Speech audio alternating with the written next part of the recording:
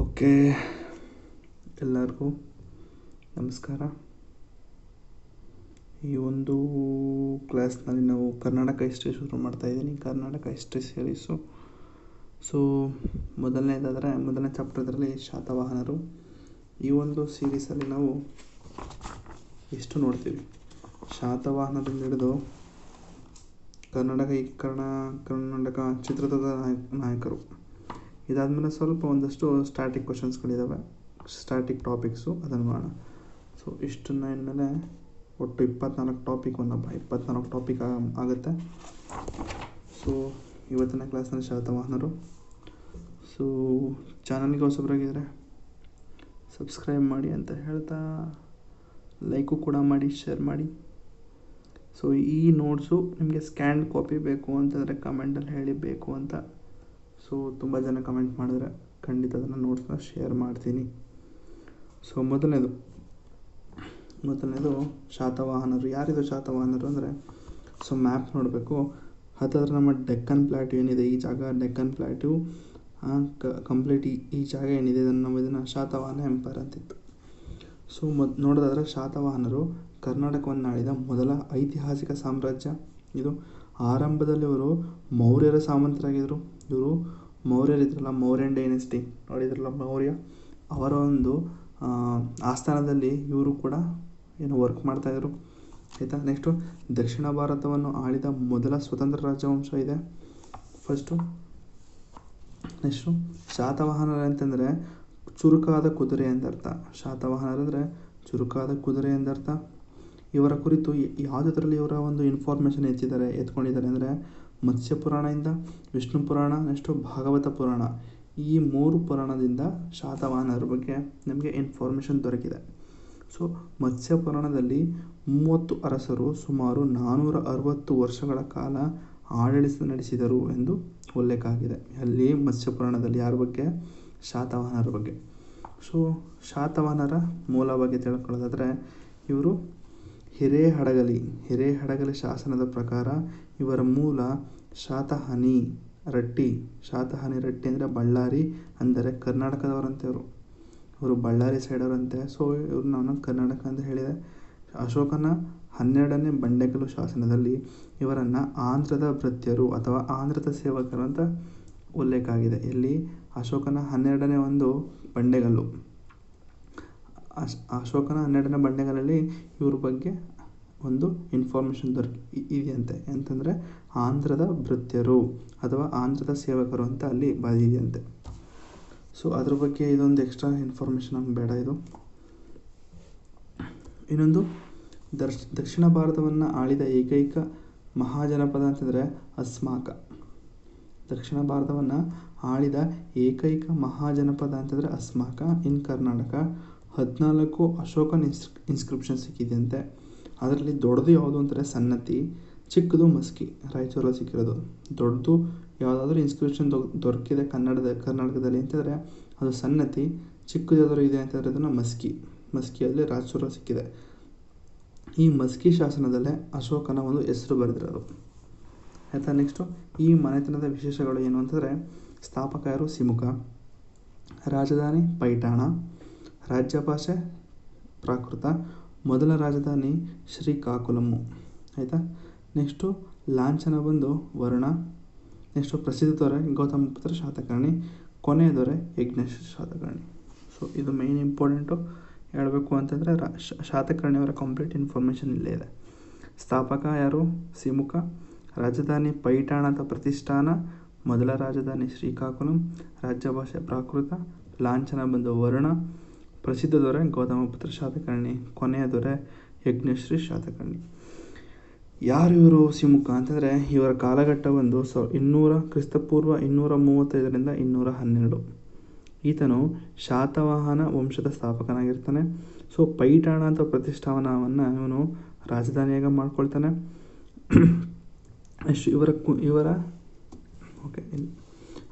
ಇವರ ಒಬ್ಬರು ಗುರು ಯಾರು ಇದ್ದರು ಅಂತಂದರೆ, ಗುರು ಹೆಸರು ಕುಂದಾಚಾರ್ಯರು. ಇವನು ಕಣ್ವ ಸಂತತಿಯ ಕೊನೆಯ ದೊರೆಯಾದ ಸುಶರ್ಮನನ್ನು ಕೊಂದು ಸ್ವತಂತ್ರ ರಾಜ್ಯ ಸ್ಥಾಪಿಸ್ತಾನೆ. ಕಣ್ವ ಡೈನೆಸ್ಟಿ ಏನಿದೆ, ಕಣ್ವ ಸಂತತಿ ಏನಿದೆ, ಕಣ್ವ ಸಂತತಿಯಲ್ಲಿ ಇದ್ದಂತಹ ಕೊನೆಯ ದೊರೆಯಾದ ಸುಶರ್ಮನನ್ನು ಸಾಯಿಸಿ ಇವನೊಂದು ಇಂಡಿಪೆಂಡೆಂಟಾಗಿ ಕಟ್ತಾನೆ. ಇಂಡಿಪೆಂಡೆಂಟ್ ಒಂದು ಎಂಪೈರ್ನ ಕಟ್ತಾನೆ, ಅದೇ ಶಾತವಾಹನ ಎಂಪೈರು. ಸೊ ನಾಗನಿಗಳು ಕೊರೆಸಿದ ನಾಗಘಟ್ಟನ ಶಾಸನವು ಇವನನ್ನು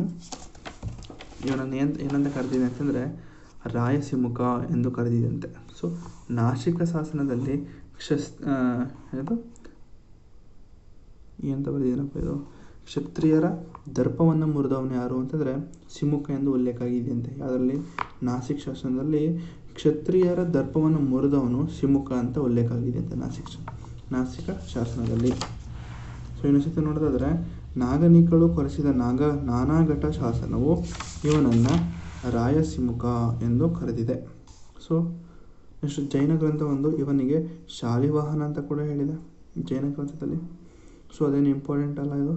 ಸೊ ಇವನನ್ನು ಮಹಾರಾಷ್ಟ್ರ, ಮಾಳ್ವ, ಮಧ್ಯಪ್ರದೇಶವನ್ನು ಗೆದ್ದನು. ಇವನು ಬಾಳಶ್ರೀ ಹೊರಡಿಸಿದ ನಾಸಿಕ್ ಶಾಸನವು ಇವನನ್ನು ಅದ್ವಿತೀಯನಾದವನು ಎಂದು ವರ್ಣಿಸಿದೆ.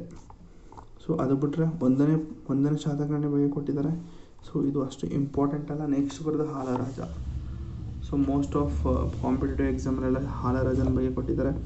ಯಾರಿದು ಹಾಲರಾಜ ಅಂತಂದರೆ ಕ್ರಿಸ್ತಶಕ 20ರಿಂದ 24ವರೆಗಿದೆ, ಆಯಿತಾ. ನೆಕ್ಸ್ಟು ಇವನು ಶಾತವಾಹನರ 17ನೇ ದೊರೆ. ಶಾತವಾಹನರ 17ರ ದೊರೆ. ಪ್ರಾಕೃತ ಭಾಷೆಯಲ್ಲಿ ಇವನು ಗದಾಸಪ್ತಸತಿ ಎಂಬ ಗ್ರಂಥ ಬರೆದಿದ್ದಾನಂತೆ. ಪ್ರಾಕೃತ ಭಾಷೆಯಲ್ಲಿ ಗದಾಸಪ್ತಸತಿ ಯಾವುದರಲ್ಲಿ ಡಿಸೆಂಬರಲ್ಲಿ 2023 ಡಿಸೆಂಬರ್ FDA SDA ಪೇಪರಲ್ಲಿ ಇದು ಕೇಳಿದ ಅನಿಸುತ್ತೆ. ಗದಾಸಪ್ತಸತಿ ಬರೆದವ್ರು ಯಾರು ಅಂತ ಕೇಳಿದ್ದಾನೆ. ಅಥವಾ ಹಾಲರಾಜ ಬರೆದಂತಹ ಒಂದು ಕೃತಿ ಯಾವುದು, ಹಾಲರಾಜನ ಕೃತಿ ಯಾವುದು ಅಂತ ಕೇಳಿದ್ದಾನೆ. ಸೊ ಅದೇ ಗದಾಸಪ್ತಸತಿ. ನೆಕ್ಸ್ಟು ಇವನ ಇನ್ನೊಂದು ಕೃತಿ ಯಾವುದಿದೆ ಅಂತಂದರೆ ಅದು ಸತೈಷಿ. ಸತ್ಯಶಯಿ. ಸತೈಷಿ ಅಲ್ಲ, ಸತ್ಯಶಯಿ ಅಂತ. ನೆಕ್ಸ್ಟು ಇವನು ಮದುವೆ ಆದಂತಹ ಇವನ ಬಗ್ಗೆ ಕೊಟ್ಟಿದ್ದಾರೆ, ಹೆಂಡತಿಯ ಬಗ್ಗೆ. ಸೊ ಅದು ನಮಗೆ ಬೇಡ. ನೆಕ್ಸ್ಟು ಬೃಹತ್ ಕಥಾ ಬರೆದ ಗುಣಾಢ್ಯನು ಇವನ ಸಮಕಾಲೀನವನು. ಸೊ ಗುಣಾಢ್ಯ ಇರ್ತಾನಲ್ಲ, ಬೃಹತ್ ಕಥಾ ಪೈಶಾಚ್ಯ ಭಾಷೆಯಲ್ಲಿ ಬರೆದಿರ್ತಾನೆ ಗುಣಾಢ್ಯ. ಅವನು ಇವನ ಕಾಲ ಯಾವುದು ಹಾಲರಾಜನ ಸಮಕಾಲೀನವನಾಗಿರ್ತಾನೆ. ಸೊ ಗದಾಸಪ್ತಸತಿ ಬಗ್ಗೆ ಒಂದಷ್ಟು ಇನ್ಫಾರ್ಮೇಷನ್ ಇದೆ ಇಲ್ಲಿ. ಅದು ಪ್ರಾಕೃತ ಭಾಷೆಯಲ್ಲಿದೆ, 700 ಶ್ಲೋಕಗಳಿದೆ. ಶಿವನ ಸ್ತುತಿಯಿಂದ ಶುರುವಾಗುತ್ತಂತೆ. ಇದು ಇಂಪಾರ್ಟೆಂಟು, ಯಾಕಂದರೆ ಕೆಲವೊಂದು ಕೃತಿಗಳು ವಿಷ್ಣು ಸ್ತುತಿಯಿಂದ ಶುರುವಾಗುತ್ತೆ ಅಂತೆಲ್ಲ ಕೇಳ್ತಾರೆ. ಸೊ ಯಾವ ಒಂದು ಕೃತಿಯು ಶಿವನ ಸ್ತುತಿಯಿಂದ ಸ್ಥಾಪನೆ ಆಗುತ್ತೆ ಅಥವಾ ಆರಂಭವಾಗುತ್ತದೆ ಅಂತಂದರೆ ಅದೇ ಗದಾಸಪ್ತಸತಿ. ಈ ಕೃತಿಗೆ ಇರುವ ಇನ್ನೊಂದು ಹೆಸರು ಶಟಾಸ್ತಿ ಅಂತಿದೆ. ಸೊ ಗದಾಸಪ್ತಸತಿ ಶಟಾಸ್ತಿ ಅಂತಿದೆ. ಸೊ ನೆಕ್ಸ್ಟು ಗೌತಮ ಪುತ್ರ ಶಾತಕರ್ಣಿ, ಫೇಮಸ್ ಕಿಂಗ್ ಅಂತ ನೋಡಿದ್ವಿ. ಸೊ ಶಾತವಾಹನರ 23ನೇ ದೊರೆಯಾಗಿರ್ತಾನೆ ಗೌತಮ ಪುತ್ರ ಶಾತಕರ್ಣಿ. ಶಾಕರ ದೊರೆ ಯಾರು? ಶಕರ ದೊರೆ ನಹಪಾಣ ಮತ್ತು ಅವನ ಅಳಿಯನನ್ನು ಸೋಲಿಸಿ ಸೌರಾಷ್ಟ್ರ, ಕೊಂಕಣ, ಮಹಾರಾಷ್ಟ್ರ, ಮಾಳವವನ್ನು ಕಿತ್ತುಕೊಳ್ತಾನೆ. ಸೊ ಇವನು ವೀರತನವನ್ನು ಮೆರೆದಿರ್ತಾನೆ, ತುಂಬ ಒಳ್ಳೆ ಬ್ರೇವ್ ವಾರಿಯರ್ ಆಗಿರ್ತಾನೆ ಅವನು. ಸೊ ಅದಕ್ಕೆ ಅವ್ರನ್ನ ನಾವು ಗೌತಮ ಪುತ್ರ ಶಾತಕರ್ಣಿ ಅವ್ರನ್ನ ಫೇಮಸ್ ಕಿಂಗ್ ಅಂತ ಹೇಳ್ತೀವಿ. ಶಾತವಾಹನರಲ್ಲಿ ಇವರು ಸೌರಾಷ್ಟ್ರ, ಕೊಂಕಣ, ಮಹಾರಾಷ್ಟ್ರ, ಮಾಳವನ್ನು ಸೋಲಿಸಿ ಶಕರ ದೊರೆಯನ್ನು ಸೋಲಿಸಿ ಇದನ್ನೆಲ್ಲ ಕಿತ್ಕೊಳ್ತಾನಂತೆ. ನೆಕ್ಸ್ಟು ಇವನು ಬ್ರಾಹ್ಮಣರಿಗೆ ಸಹ ಇವನು ಮೊದಲ ಬಾರಿಗೆ ಭೂಮಿಯನ್ನು ಕೊಡ್ತಾನೆ.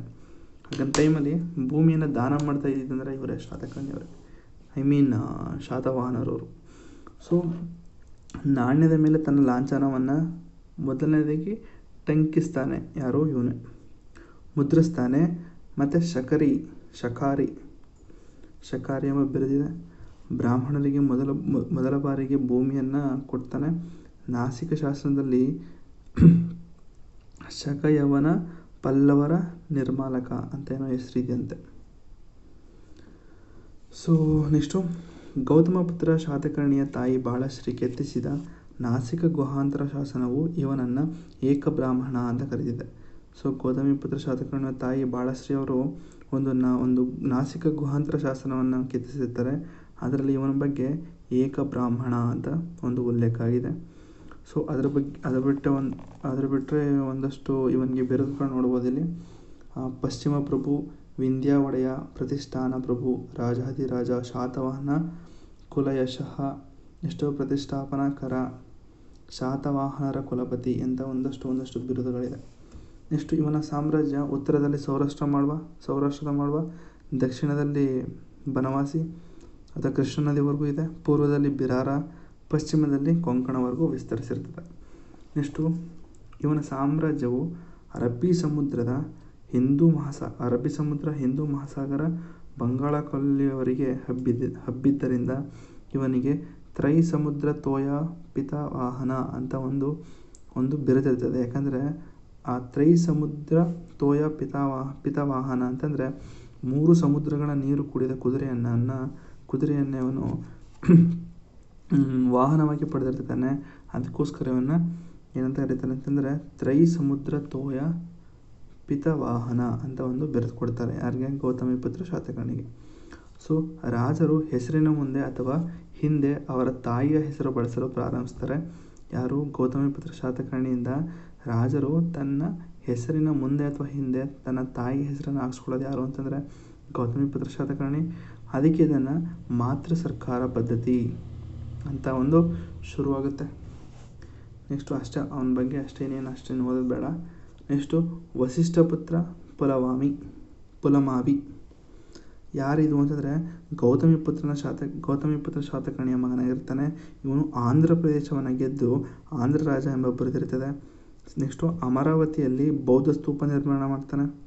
ಬೌದ್ಧರಿಗೆ ಒಂದು ಸ್ತೂಪಗಳನ್ನ ಕಟ್ಟಿಸ್ಕೊಡ್ತಾನೆ. ನೆಕ್ಸ್ಟು ಅಪಾರ ಪ್ರಮಾಣದಲ್ಲಿ ಹಣವನ್ನು ಅವನು ದಾನವಾಗಿ ಕೊಡ್ತಾನೆ. ಸರಿನಾ? ನೆಕ್ಸ್ಟು ಇವನಿಗೆ ಒಂದು ಬಿರುದು ಕೊಟ್ಟಿರ್ತಾರೆ, ದಕ್ಷಿಣಪತೇಶ್ವರ ಅಂತ ಒಂದು ಹೆಸರು ಕೊಟ್ಟಿರ್ತಾರೆ. ಇವನ ಕಾಲದಲ್ಲಿ ಬಳ್ಳಾರಿ ಇವನ ಅಧೀನದಲ್ಲಿತ್ತು. ಆ್ಯಕ್ಚುಲಿ ಇವರು ಶಾತವಾಹನರು ಬಳ್ಳಾರಿಯವರ ಒಂದು ಮೂಲ ಅಂತ ಹೇಳ್ತೀವಿ. ಆದರೂ ಕೂಡ ಇವನ ಕಾಲದಲ್ಲಿ ಬಳ್ಳಾರಿ ಇವನ ಅಧೀನದಲ್ಲಿರ್ತದೆ, ಅಂದರೆ ಇವನ ಒಂದು ಅಂಡರ್ ಕಂಟ್ರೋಲ್ ಇರ್ತದೆ. ಸೊ ಈ ಮನೆತನೆಯ ಕೊನೆಯ ದೊರೆ ಯಾರು ಇತ್ತು ಅಂತಂದರೆ ಅವರೇ ಯಜ್ಞಶ್ರೀ ಶಾತಕರ್ಣಿಯವರು. ಇವನ ಕಾಲದಲ್ಲಿ ನಾಣ್ಯಗಳ ಮೇಲೆ ಮೀನು ಮತ್ತು ಹಡಗು ಚಿತ್ರ ಬಂದಿದ್ದು ಯಾವಾಗ ಅಂತಂದರೆ ಯಜ್ಞಶ್ರೀ ಶಾತಕರ್ಣಿ ಕೊನೆಯ ಒಂದು ಅರಸ ಇರ್ತಾರಲ್ಲ ಅವರ ಟೈಮಲ್ಲಿ ಒಂದು ನಾಣ್ಯದ ಮೇಲೆ ಹಡಗು ಮತ್ತು ಮೀನಿನ ಚಿತ್ರ ಇವನೇ ಕೆತ್ತಿಸ್ತಾನೆ, ಅಂದರೆ ಟಂಕಿಸ್ತಾನೆ, ಅಂದರೆ ಮುದ್ರಿಸ್ತಾನೆ. ನೆಕ್ಸ್ಟು ಅಡ್ಮಿನಿಸ್ಟ್ರೇಷನ್ ಮತ್ತು ಆಡಳಿತದ ಬಗ್ಗೆ ಮಾತಾಡೋದಾದರೆ ನೆಕ್ಸ್ಟು ಗ್ರೀಕ್ ಗ್ರಂಥ ಪ್ಲೇರಿಪಸ್ ಆಫ್ ದಿ ಎರಿಥ್ರಿಯನ್ ಸಿ ಅಂತ ಒಂದು ಬುಕ್ಕಲ್ಲಿ ಇವರ ಆಡಳಿತದ ಬಗ್ಗೆ ಇನ್ಫಾರ್ಮೇಷನ್ ಇದೆ. ಶಾತವಾಹನರು ಮೌರ್ಯರ ಆಡಳಿತ ಪದ್ಧತಿಯನ್ನೇ ಅನುಸರಿಸಿರ್ತಾರೆ. ನೆಕ್ಸ್ಟು ಇವರು ಪ್ರಾಂತ್ಯವನ್ನು ಅಹಾರ್ ಅಂತ ಕರಿತಾ ಇದ್ರಂತೆ. ಅಹರ್ ಅಂತ ಕರಿತಾ ಇದ್ರಂತೆ. ನೆಕ್ಸ್ಟು ರಾಜನೇ ರಾಜ್ಯದ ಮುಖ್ಯಸ್ಥನಾಗಿದ್ದ ಮತ್ತು ನ್ಯಾಯಾಂಗದ ಪರಮಾಧಿಕಾರ ಆಗಿದ್ದ. ಎಕ್ಸಿಕ್ಯೂಟಿವ್ ಮತ್ತು ಜುಡಿಷರಿ ಎರಡೂ ಕೂಡ ಒಬ್ಬ ರಾಜ ನೋಡ್ಕೊಳ್ತಾ ಇದ್ದ. ಸೊ ಲೆಜಿಸ್ಲೇಚರ್ ಯಾರು ನೋಡ್ಕೊಳ್ತಾ ಇದ್ರು? ಸೊ ಲೆಜಿಸ್ಲೇಚರು ಕೂಡ ಅವರೇ ನೋಡ್ಕೊಳ್ತಾ ಇದ್ರು. ಜೊತೆಗೆ ಮಂತ್ರಿಗಳು ಮತ್ತು ಒಂದಷ್ಟು ಮಿನಿಸ್ಟ್ರುಗಳು ಇರ್ತಿದ್ರಲ್ಲ, ಒಂದಷ್ಟು ಮಂತ್ರಿಗಳು ಸೇವಕರಲ್ಲ ಕೂತಿರ್ತಾರಲ್ಲ ಅಕ್ಕಪಕ್ಕ. ಸೊ ಅವರ ಒಂದು ಇದನ್ನು ಕೇಳಿಕೊಂಡು ರೂಲ್ಸು ಕೂಡ ಮಾಡ್ತಾಯಿದ್ರು. ಬಟ್ ಕಿಂಗೆ ಇಲ್ಲಿ ಒಂದು ಮೇಜರ್ ರೋಲ್ ಪ್ಲೇ ಮಾಡ್ತಾರೆ. ಆಯಿತಾ? ನೆಕ್ಸ್ಟು ಅದನ್ನು ಬಿಟ್ಟರೆ ಗ್ರಾಮದ ಮುಖ್ಯಸ್ಥರನ್ನು ಗ್ರಾಮಿಣಿ ಅಂತ ಕರಿತಾ ಇದ್ರಂತೆ. ಗ್ರಾಮದ ಮುಖ್ಯಸ್ಥರನ್ನು ಗ್ರಾಮಿಣಿ ಅಂತ ಕರಿತಾಯಿದ್ರು. ನೆಕ್ಸ್ಟು ಇವರ ಪ್ರಾಂತ್ಯಾಡಳಿತ ಕೇಂದ್ರಗಳಾಗಿ ನಿಗಮ ಸಭಾ ಅಂತ ಹೆಸರಿತ್ತು. ಪ್ರಾಂತ್ಯಗಳನ್ನ ಇವ್ರನ್ನ ಏನಂತ ಕರಿತಾಯಿದ್ರು ಅಂತಂದರೆ ನಿಗಮ ಸಭಾ ಅಂತ ಕರಿತಾಯಿದ್ರಂತೆ. ಸೊ ಯಾವ ಕ್ವಶನಲ್ಲಿ ಎಲ್ಲಿ ಕೇಳಿದ ಅಂತಂದರೆ ನಿಗಮ ಸಭಾ ಅಂತ KS ಕೇಳಿದ ಅನಿಸುತ್ತೆ. ಸೊ ನೆಕ್ಸ್ಟು MCQs ಮಾಡ್ಬೇಕಾದ್ರೆ ಗೊತ್ತಾಗುತ್ತೆ. KS ಏನೋ ಕೇಳಿದ್ದ ಇದ್ರ ಬಗ್ಗೆ. ಇವನು ಪ್ರಾಂತ್ಯಗಳನ್ನು ನಿಗಮ ಸಭಾ ಅಂತ ಕರೀತಾನೆ. ಗ್ರಾಮದ ಮುಖ್ಯಸ್ಥರನ್ನೇ ಅವನು ಗ್ರಾಮಿಣಿ ಅಂತ ಕರಿತಾ ಇರ್ತಾನೆ. ಸೊ ನೆಕ್ಸ್ಟು ಇವನ ಮಂತ್ರಿಮಂಡಲದ ಬಗ್ಗೆ ಮಾತಾಡೋದಾದರೆ ಪ್ರಾಂತ್ಯಗಳ ರಾಜ್ಯಪಾಲ ಅಮಾತ್ಯ, ರಾಜನ ಆಪ್ತ ಸಲಹೆಗಾರ ರಾಜಮಾತ್ಯ, ಸೊ ಮುಖ್ಯ ಕಾರ್ಯನಿರ್ವಾಹಕ ಮಾತ್ಯರಬೇಕಿದು. ಸೊ ನೆಕ್ಸ್ಟು ಸರಕುಗಳ ಮೇಲ್ವಿಚಾರಕ ಭಂಡಾರಿಕ, ಹಣಕಾಸು ಅಧಿಕಾರಿ ಹಿರಣ್ಯಕ. ನೆಕ್ಸ್ಟು ವಿದೇಶಾಂಗ ವ್ಯವಹಾರ ಮಹಾಸಂಧಿ ವಿಗ್ರಹಿ, ರಾಜಾಜ್ಞೆ ಬರೆಯೋನನ್ನ ಲೇಖಕ ಅಂತ ಕರೀತಾಯಿದ್ರು. ಭೂ ದಾಖಲೆಯ ಅಧಿಕಾರಿನ ಇವರು ನಿಬಂಧಕಾಧಿಕಾರಿ ಅಂತ ಕರೀತಾಯಿದ್ರು. ನ್ಯಾಯಾಧೀಶರನ್ನು ಇವರು ರುಜುಕ ಅಂತ ಕರೀತಾಯಿದ್ರಂತೆ. ಇವರೊಂದು ಅಡ್ಮಿನಿಸ್ಟ್ರೇಷನ್ ಇದರಲ್ಲಿ. ಸೊ ಒಂದೊಂದು ಇದಕ್ಕೆ ಒಂದೊಂದು ಹೆಸರು ಇರ್ತಿತ್ತು. ನೆಕ್ಸ್ಟ್ ಒಂದು ತೆರಿಗೆ ಪದ್ಧತಿ. ಒಟ್ಟು ಇವರು 1/6 ಅಷ್ಟು ಭಾಗನ ಸರ್ಕಾರಕ್ಕೆ ಕಂದಾಯವಾಗಿ ನೀಡಬೇಕಾಗಿತ್ತು. 6ರಲ್ಲಿ 1 ಭಾಗದಷ್ಟು ಅಂತಂದರೆ ಎಷ್ಟು, ಹತ್ತತ್ರ ಒಂದು 18% ಇರಬೇಕು. ಸೊ 18% ಅಷ್ಟು ಇವರು ಟ್ಯಾಕ್ಸ್ನ ಕಟ್ಟಿಸ್ಕೊಳ್ತಾಯಿದ್ರು. ನೆಕ್ಸ್ಟ್ ವ್ಯವಸಾಯದ ತೆರಿಗೆಯನ್ನು ಬಲಿ ಅಂತ ಕರಿತಾಯಿದ್ರಂತೆ. ವ್ಯವಸಾಯದ ಅಗ್ರಿಕಲ್ಚರಲ್ ಒಂದು ಟ್ಯಾಕ್ಸ್ನ ನಾವು ಇಲ್ಲಿ ಬಲಿ ಅಂತ ಕರಿತಾಯಿದ್ರಂತೆ. ಇಲ್ಲಿ ಹೆಚ್ಚುವರಿ ತೆರಿಗೆ ಅಂತಂದರೆ ಎಕ್ಸ್ಟ್ರಾ ಒಂದಷ್ಟು ಟ್ಯಾಕ್ಸ್ಗಳನ್ನ ಉಪರಿಕ ಅಂತ ಕರಿತಾಯಿದ್ರು. ನೆಕ್ಸ್ಟು ಧಾನ್ಯ ರೂಪದ ತೆರಿಗೆಗಳನ್ನ ಇವರು ಮೇಯೋ ಅಂತ ಕರಿತಾಯಿದ್ರು. ಒಂದಷ್ಟು ದುಡ್ಡು ಕಾಸು ಕೊಡೋಕ್ಕಾಗಲಿಲ್ಲ ಅಂತಂದರೆ ಇವರು ಧಾನ್ಯಗಳನ್ನ ಅವರು ತೆರಿಗೆಗೆ ಕೊಡ್ತಾಯಿದ್ರು. ನೆಕ್ಸ್ಟು ನಾಣ್ಯ ರೂಪದ ತೆರಿಗೆಯನ್ನು ಇವರು ಹಿರಣ್ಯ ಅಂತ ಕರಿತಾಯಿದ್ರು. ಸೊ ಇವರ ಕಾಲದಲ್ಲಿ ಭೂ ಕಂದಾಯ ರಾಜ್ಯದ ಮುಖ್ಯ ಆದಾಯವಾಗಿತ್ತು. ಭೂ ಕಂದಾಯ ಒಂದು ರಾಜ್ಯದ ಮುಖ್ಯ ಆದಾಯ. ನೆಕ್ಸ್ಟು ನಾಣ್ಯಗಳ ಬಗ್ಗೆ ಮಾತಾಡೋದಾದರೆ ಇವರ ಕಾಲದಲ್ಲಿ ದಿನಾರ, ಸುವರ್ಣ ಎಂಬ ಚಿನ್ನದ ನಾಣ್ಯಗಳಿರ್ತದೆ. ದಿನಾರ, ಸುವರ್ಣ ಅಂತ 2 ಚಿನ್ನದ್ದು. ನೆಕ್ಸ್ಟು ಕುಶಣ ಅನ್ನೋದು ಬೆಳ್ಳಿ ನಾಣ್ಯ. ನೆಕ್ಸ್ಟು ದ್ರಮ್ಯ, ಪಣ, ಗದ್ಯಾಣ ಎಂಬ ತಾಮ್ರ ಮತ್ತು ಸೀಸದ ನಾಣ್ಯ ಇರ್ತಂತೆ. ಸೊ ದಿನಾರ, ಸುವರ್ಣ ಅನ್ನೋದು ಚಿನ್ನ, ಕುಶಣ ಅನ್ನೋದು ಬೆಳ್ಳಿ. ನೆಕ್ಸ್ಟು ದ್ರಮ್ಯ, ಪಣ, ಗದ್ಯಾಣ ಅನ್ನೋದು ತಾಮ್ರ. ನೆಕ್ಸ್ಟ್ ಇವರ ನಾಣ್ಯದ ಮೇಲೆ ಆನೆ, ಸಿಂಹ, ಕುದುರೆ ಮತ್ತು ಬಾಣದ ಚಿಹ್ನೆಗಳು ಹೊಂದಿರುತ್ತದೆ. ನಾಣ್ಯದ ತೂಕ ಎಷ್ಟಿತ್ತು ಅಂತಂದರೆ 35ರಿಂದ 560 ಗ್ರೈನಷ್ಟು ತೂಕ ಇರ್ತಿತ್ತು. ನೆಕ್ಸ್ಟ್ ಶಾತವಾಹನರ ಸೋಷಿಯಲ್, ಎಕನಾಮಿಕ್ ಆ್ಯಂಡ್ ರಿಲಿಜಿಯಸ್ ಅದ್ರ ಬಗ್ಗೆ ಮಾತಾಡೋದಾದರೆ ಅಂದರೆ ಸಾಮಾಜಿಕ, ಆರ್ಥಿಕ ಮತ್ತು ಧಾರ್ಮಿಕ ಜೀವನ ಬಗ್ಗೆ ಮಾತಾಡೋದಾದರೆ ಇವನ ಕಾಲದಲ್ಲಿ ವರ್ಣ ವ್ಯವಸ್ಥೆ ಜಾರಿ ಇರಲಿಲ್ಲ. ವರ್ಣ ವ್ಯವಸ್ಥೆ ಅಂತಂದರೆ ಹೇಳ್ತಾರೆ ಯಾವುದು ಅಂತ ಕಮೆಂಟಲ್ಲಿ ಹೇಳಿ. ನೆಕ್ಸ್ಟು ಸ್ತ್ರೀಯರಿಗೆ ಸಮಾನ ಸ್ಥಾನವಿತ್ತು. ಸೊ ಈಕ್ವಾಲಿಟಿ ಚೆನ್ನಾಗಿತ್ತು ಇಲ್ಲಿ. ಕೃಷಿ ಇವರ ಪ್ರಮುಖ ಉದ್ಯೋಗ. ಸರಿ, ಇವರು ಗ್ರೀಕ್ ಮತ್ತು ರೋಮ್ ದೇಶಗಳೊಂದಿಗೆ ವ್ಯಾಪಾರ ನಡೆಸ್ತಾಯಿದ್ರು. ಓಕೆ. ನೆಕ್ಸ್ಟು ವೈದಿಕ ಮತದ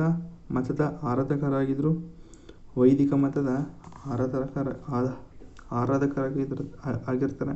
ನೆಕ್ಸ್ಟು ಬ್ರಾಹ್ಮಣರಿಗೆ ಇವರು ತುಂಬ ಬೋಧನ ಮಾಡಿರ್ತಾರೆ. ಬೋಧನ ಮಾಡುವಂಥದ್ದು ಒಂದಷ್ಟು ಪದ್ಧತಿ ಇತ್ತು. ನೆಕ್ಸ್ಟು ಅದು ಬಿಟ್ರೆ ಅಷ್ಟೇ ಇನ್ಫಾರ್ಮೇಷನ್ನು ಅಷ್ಟೇ.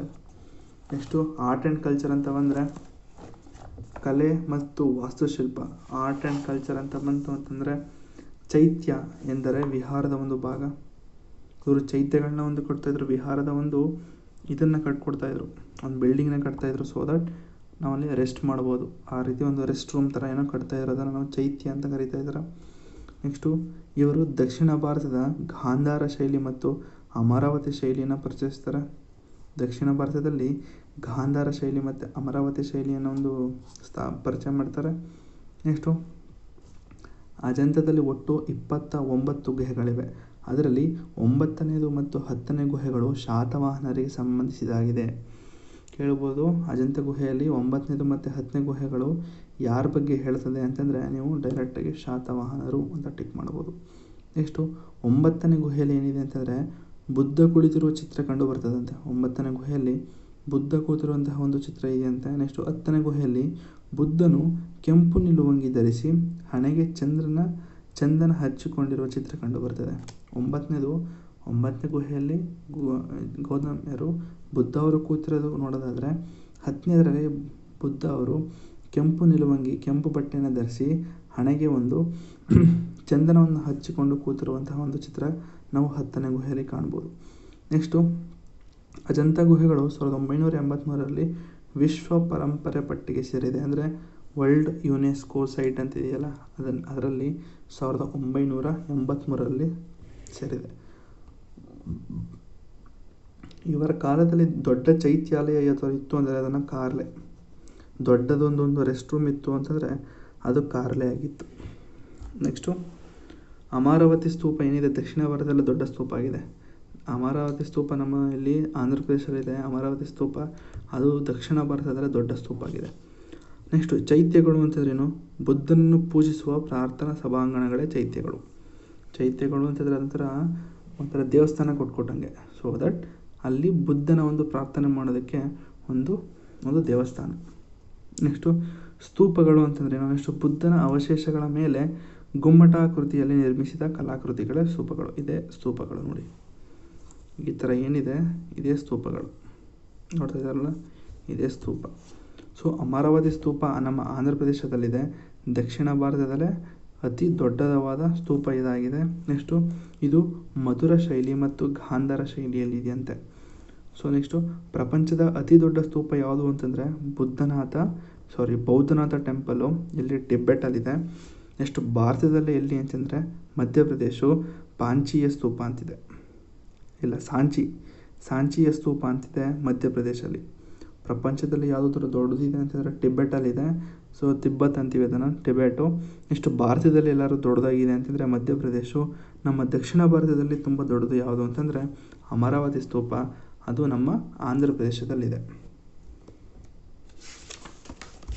ಸೊ ಅಷ್ಟು ಬಂದರೆ ನೆಕ್ಸ್ಟು ವಿಹಾರ ಅಂತಿತ್ತು, ಅದೇ ರೆಸ್ಟ್ ರೂಮ್. ಇದು ನಾಸಿಕ್ 3, ಅದೇನು ಬೇಡ ಅಷ್ಟು ಜಾಸ್ತಿ ಇಲ್ಲ, ಇಂಪಾರ್ಟೆಂಟು. ಸೊ ನೆಕ್ಸ್ಟು ಸಾಹಿತ್ಯ. ಸೊ ನೋಡಿ ಬಂತು, ಈಗೆಲ್ಲ ಬಂತು ಪ್ರಿಲಿಮ್ಸ್ ಅಂತೀನಿ, MCQ ಕ್ವಶನು, GS 1 ನಿಮ್ಮ ಒಂದು ಯಾವುದಾದ್ರು ಜನರಲ್ ಸ್ಟಡೀಸ್ ಪೇಪರ್ ಮೊದಲನೇ ಪೇಪರ್ ಬರ್ತದಲ್ಲ, ಇದೇ ಕೇಳ್ತಾನೆ. ಹಾಲನ ಕೃತಿ ಯಾವುದು ಅಂತಂದರೆ ಗದಾ ಸಪ್ತಸತಿ ಪ್ರಾಕೃತ ಭಾಷೆಯಲ್ಲಿದೆ. ಗುಣಾಢ್ಯ, ಬೃಹತ್ ಕಥಾ, ಪೈಶಾಚಿ ಅಂದರೆ ಏನು? ಫುಲ್ಲು ಕೊಚ್ಚಪಿಚ್ಚಿ ಹ್ಯಾಂಡ್ ರೈಟಿಂಗು ಆಯಿತಾ.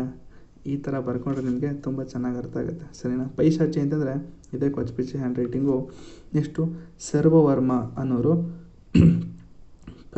ಕಾತಂತ್ರ ವ್ಯಾಕರಣ ಅಂತ ಒಂದು ಬರೆದಿದ್ದಾರೆ, ಅದು ಸಂಸ್ಕೃತ ಭಾಷೆಯಲ್ಲಿದೆ. ನೆಕ್ಸ್ಟು ಕ್ಷೇಮೇಂದ್ರ ಅವರು ಕಥಾ ಸರಿಸಾಗರ ಅಂತ ಒಂದು ಬರೆದಿದ್ದ ಕೃತಿ, ಅದು ಸಂಸ್ಕೃತದಲ್ಲಿದೆ. ನೆಕ್ಸ್ಟು ನಾಗಾರ್ಜುನ ಕೂಡ ಒಂದು ಬರೆದಿದ್ದಾನೆ, ಯಾವುದು ಅಂತಂದರೆ ಶತಸಹಸ್ರಿಕ. ನೆಕ್ಸ್ಟು ಮಾಧ್ಯಮಿಕ ಸೂತ್ರ, ಅದು ಸಂಸ್ಕೃತದಲ್ಲಿದೆ. ನೆಕ್ಸ್ಟು ಕುಂದಾಚಾರ್ಯರು, ಯಾರಿದು ಕುಂದಾಚಾರ್ಯರು? ಸಿಮುಖ ಅವರು ಗುರುವಾಗಿರ್ತಾರೆ, ಅವರು ಒಂದಷ್ಟು ಕೃತಿಗಳು ಬರೀತಾರೆ. ನೆಕ್ಸ್ಟು ಪ್ರವೃತ್ತ ಸಾರ, ರಾಯನ ಸಾರ, ಸಮಯ ಸಾರ, ಪ್ರವಚನ ಸಾರ. ನೆಕ್ಸ್ಟು ದ್ವಾದಶಾನುಪೇಕ್ಷ ಅಂತ ಒಂದಷ್ಟು ಕೃತಿಗಳನ್ನ ಬರೀತಾರೆ. ನೆಕ್ಸ್ಟು ಲೀಲಾವತಿಯವರು ಕೂಡ ಲೀಲಾವತಿ ಪರಿಣಯ ಅಂತ ಒಂದು ಕೃತಿ ಬರೀತಾರಂತೆ. ಸೊ ಇದು MCQಸು, ಈ ಜನರಲ್ ನಾಲೆಡ್ಜ್ ಕ್ವಶನ್ಗಳಲ್ಲಿ ಕೇಳ್ಬೋದು ಇದನ್ನು. ನೆಕ್ಸ್ಟು ಒಂದಷ್ಟು ಇಂಪಾರ್ಟೆಂಟ್ ಇದನ್ನು ಕೊಟ್ಟಿದ್ದಾನೆ.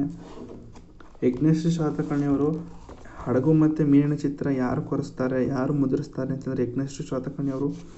ನೇಗಿಲು ಹೆಚ್ಚಾಗಿ ಕಂಡು ಬರ್ತದಂತೆ ಅವ್ರ ಕಾಲದಲ್ಲಿ, ಆದ್ದರಿಂದ ಶಾತವಾಹನರು ನೇಗಿಲುಗಳಿಂದ ಪರಿಚಿತವಾದವರು ಅಂತ ಯಾರು ಹೇಳ್ತಾರೆ ಅಂತಂದರೆ ನಮ್ಮ R.G. ಭಂಡಾರ್ಕರ್ ಅವರು ಶಾತವಾಹನರು ನೇಗಿಲುಗಳಿಂದ ಪರಿಚಯರಾಗಿದ್ದಾರೆ. ನೆಕ್ಸ್ಟು ಸಿಮುಖನ ಗುರು ಯಾರು ಅಂದರೆ ಕುಂದಾಚಾರ್ಯರು. ಶಾತವಾಹನ ಧರ್ಮ ಯಾವುದು ಅಂತಂದರೆ ವೈದಿಕ ಧರ್ಮ. ಸೊ ಅದು ಬಿಟ್ಟರೆ ಯಾವುದಿದೆ ಇನ್ಫಾರ್ಮೇಷನ್ ಇಂಪಾರ್ಟೆಂಟು. ನೆಕ್ಸ್ಟು ಕರ್ನಾಟಕದ ಬನವಾಸಿಯಲ್ಲಿ ಚಟುಕುಲಾನಂದ ಶಾತಕರ್ಣಿ ರಾಜನ ಕಾಲದ ನಾಗಶಿಲ್ಪ ಆಕರ್ಷಿತವಾಗಿದೆ. ಇದು ಕರ್ನಾಟಕದ ಪ್ರಾಚೀನ ಶಿಲ್ಪಶಾಸನ. ಈ ನಾಗಶಿಲ್ಪವನ್ನು ನಿರ್ಮಿತ ಶಿಲ್ಪಿ ನಟಕ ಅಥವಾ ನಾಟಕ. ಸೊ ನಾಗಶಿಲ್ಪ ಇದು ಕರ್ನಾಟಕದ ಪ್ರಾಚೀನ ಶಿಲ್ಪ. ನಾಗಶಿಲ್ಪ ಅನ್ನೋದು ನಮ್ಮ ಕರ್ನಾಟಕದ ಒಂದು ಪ್ರಾಚೀನ ಶಿಲ್ಪಶಾಸನ.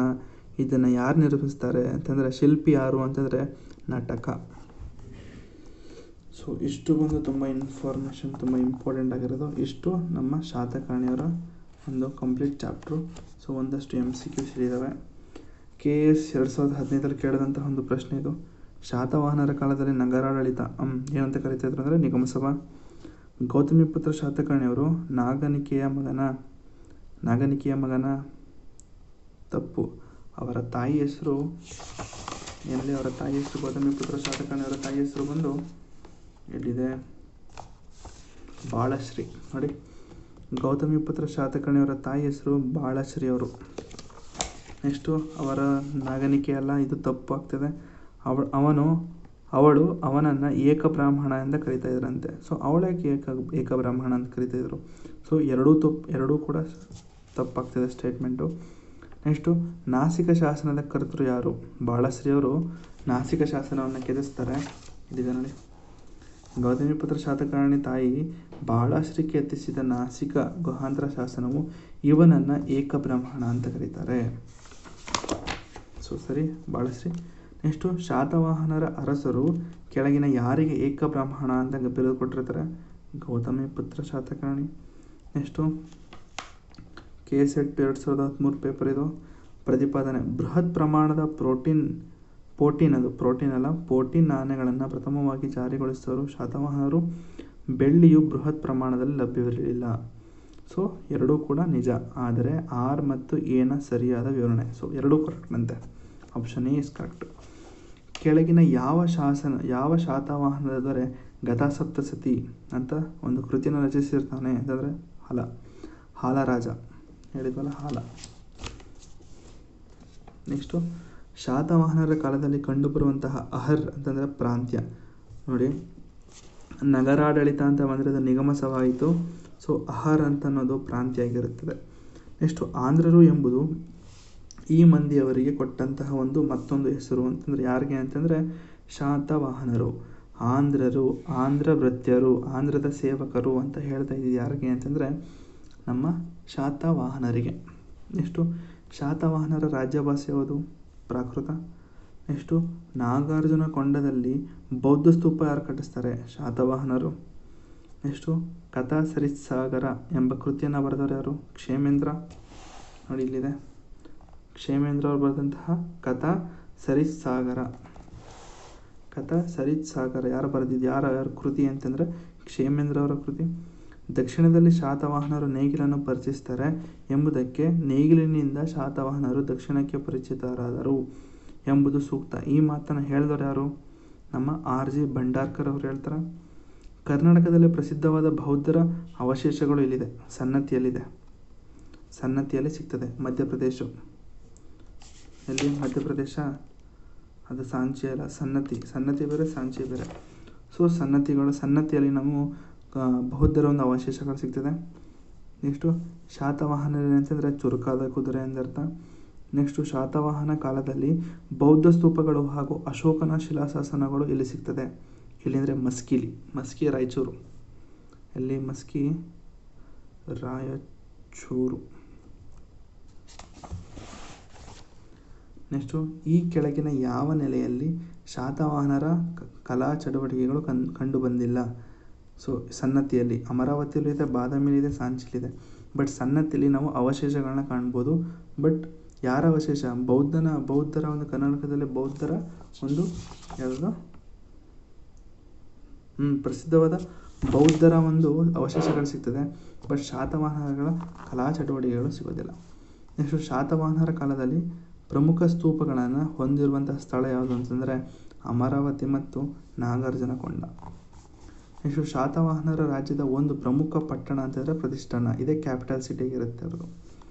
ನೆಕ್ಸ್ಟು ದಕ್ಷಿಣ ಭಾರತದಲ್ಲಿ ಮೊದಲ ಸ್ವತಂತ್ರ ರಾಜವಂಶ ಅಫ್ಕೋರ್ಸ್ ಶಾತವಾಹನರು. ಶಾತವಾಹನ ವಂಶದ ಸ್ಥಾಪಕ ಸಿಮುಕ. ಶಾಲಿವಾಹನ ಶಾಖೆ ಆರಂಭಿಸಿದವರು ಯಾರು? ಗೌತಮಿಪುತ್ರ ಶಾತಕರ್ಣಿಯವರು. ಶಾತವಾಹನರವರ ಮೊದಲ ರಾಜಧಾನಿ ಶ್ರೀಕಾಕುಲಂ. ಅದಾದಮೇಲೆ ಪ್ರತಿಷ್ಠಾನ ಅಂತ ಮಾಡಿಕೊಂಡ್ರು. ನೆಕ್ಸ್ಟ್ ಶಾತವಾಹನರ ದೊಡ್ಡದಾದ ಚೈತ್ಯಾಲಯ ಕಂಡುಬರುವಂಥ ಪ್ರಮುಖ ಸ್ಥಳ ಯಾವುದು? ಕಾರ್ಲಿಯಲ್ಲಿ ಸಿಗ್ತದೆ.